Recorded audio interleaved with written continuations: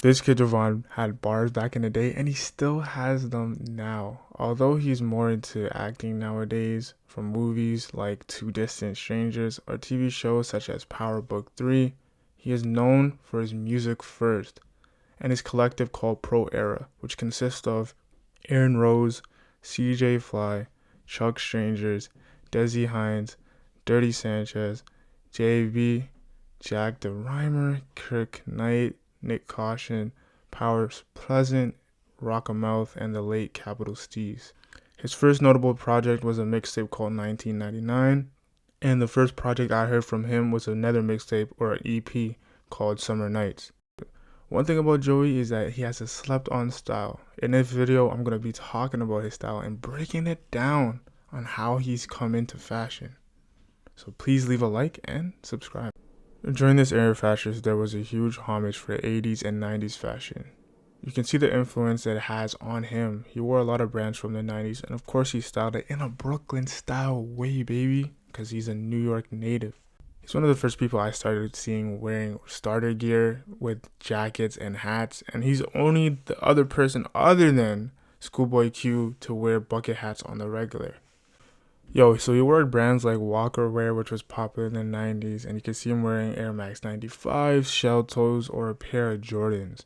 You could argue that this is pretty much 90s street because he was also into skate culture as well.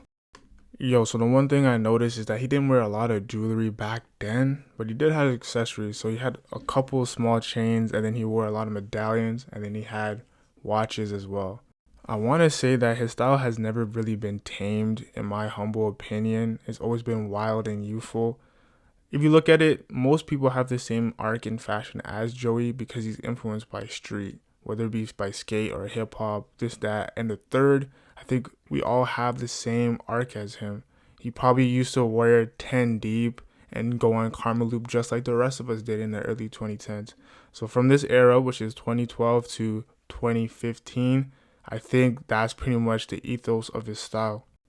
So you can obviously see the influence of the 90s on his style from wearing cargo pants, jerseys, all that stuff he would be wearing.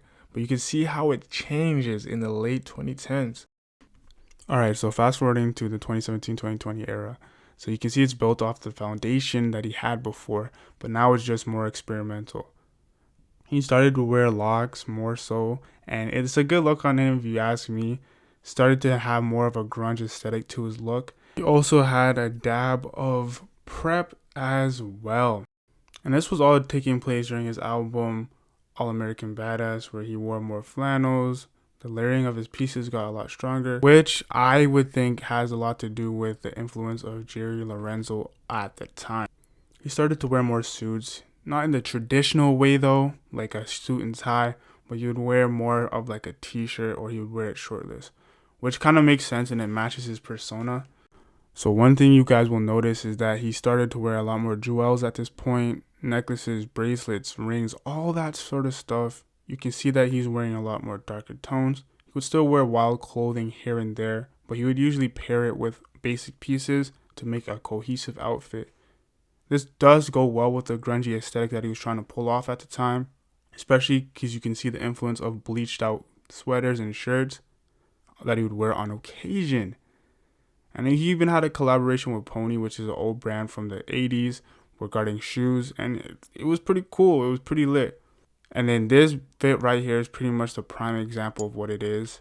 So he has an old pair of kicks on, wear pin strap pants, and he's layered it with a t-shirt underneath, and then he has a bleached out crew neck on top with a hat, and then accessories such as rings and necklaces. So you can definitely see the grungy aesthetic in this picture, which is pretty much what he was into at this time.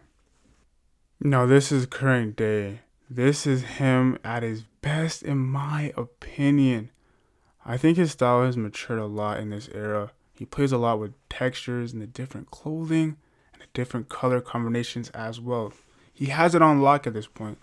One of my favorite brands of all time, ALD, Aimé Leon Dior, used them as a model in their campaign for 2022.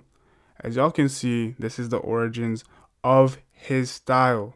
It's still based in street, but now it's deviating into other realms and other things. He's wearing brands like Kid Super, dressing formally and mixing it with prep and urban looks to create his own steez. He started wearing minks too as well, which is kind of reminds me of the Jiggy era in the 80s and the 90s and what dudes used to wear back then. Now that he cut his hair low, which kind of helps more of the professional, quote unquote, look in film at least. But honestly, change up your hairstyle to whatever you want doesn't really affect you creatively, but honestly, it's still a good look with the low hair. I truly believe that this is his best era ever. Everything is polished and put together, and the fitment of his clothes and the array of outfits that he has is incredible. How he styles it is amazing, and most importantly, the confidence that he has in it is crazy. And Joey is one of the most talented people I've seen in a while. He inspires millions of people, and me included. A lot of people look up to Kanye, ASAP, and Pharrell when it comes to fashion. But honestly, I think that people should start looking at Joey and analyzing his style and looking at his closet and looking at his fashion sense. I mean, yo, the dude's only 28, so he grew up with us, grew up with the same things as us, but he's doing it in his own way. I think he's underrated as an MC, and I also think he's underrated as a style icon. Hit me up in the comment section down below. Do you think Diddy is tripping with this remark? If so, just let me know. Yo, and hopefully you guys enjoyed this video because I enjoyed making it for you. And with that said, yo, I'm signing off once again. Your boy Diddy is definitely in the house. Live long and prosper.